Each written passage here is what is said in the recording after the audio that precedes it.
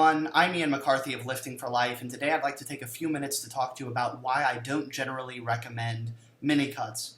And I would first like to emphasize the fact that this is a general position. This is not to say I don't think anyone should mini-cut ever. Rather, my feeling is, in a majority of cases, there is probably a better option.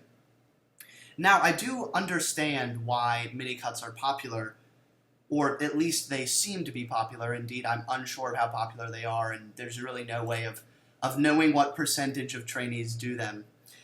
But I think what's clear is mini-cutting has at least two really appealing characteristics. One, it is of a short duration, because folks generally don't like cutting, and if they can cut in 4 weeks as opposed to some longer period, they would rather do that.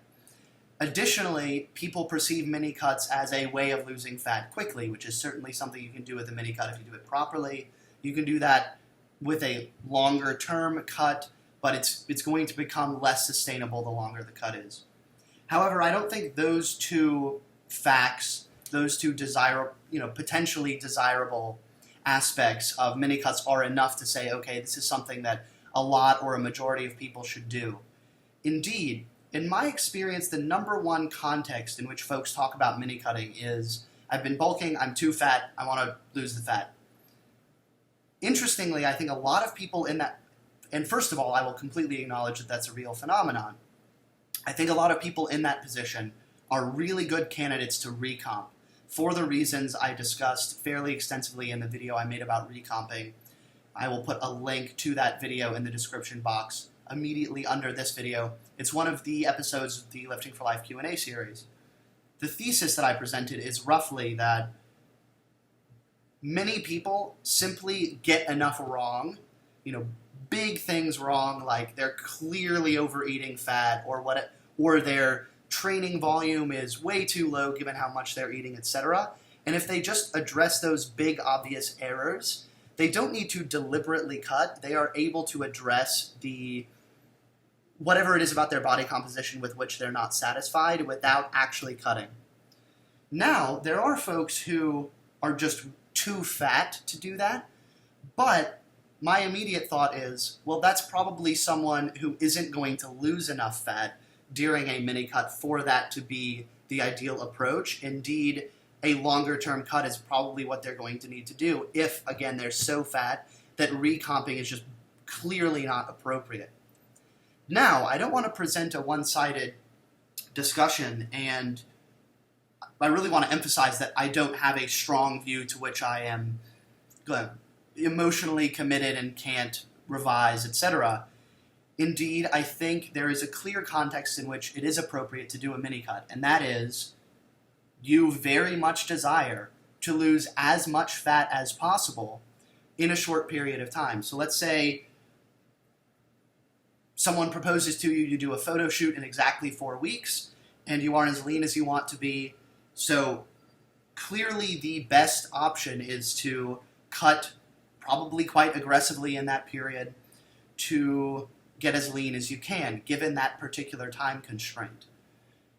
But again, I would at the very least question how many people are in that position, because I would not be surprised if there are a lot of people who say, ooh, I'm clearly too fat, I've been bulking for however long I've been bulking, it's out of control, I'm too fat, I want to lose fat as fast as possible. But I would be curious to see how many of those people would ultimately be happier recomping or simply doing an extended cut versus doing an aggressive mini cut. And if I had to bet, I would bet that for a majority of those people, they are ultimately going to be happier, which is the more important thing to me, as opposed to generating the very best possible short-term physiological change, with an approach which is more enjoyable as a process and more sustainable, and that the time constraints about which they're thinking might be illusory. So for those people, I would refer them back to the video about refeeds, or I would suggest that they simply do an extended, slower, more sustainable cut. So thank you so much for your time. Really happy to be back on YouTube. I mean, back. I know I've come back repeatedly. It's sad life, right? I need to just stay and stop going away, which I'll do. So I'm committing now to not disappearing. In my defense, I had a bout of depression, which is like not totally my fault, right?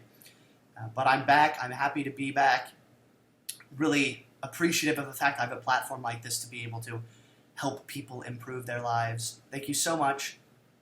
Like the video if you found it valuable. Like it here and on Instagram and Snapchat and Facebook and Twitter. You can favorite on Twitter. And share it with someone who you think might benefit from it.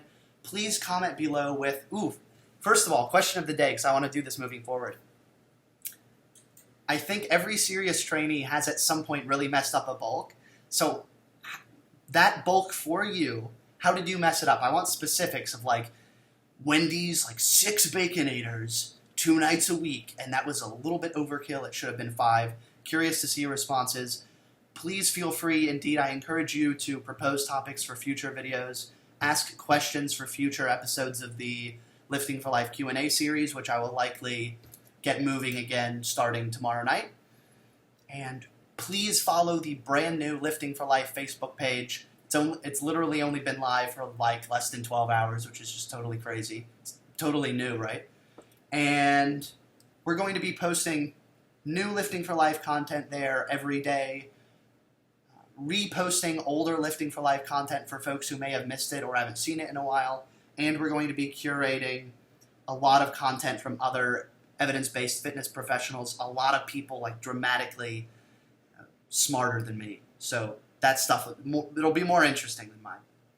Thanks so much. I'll see you soon.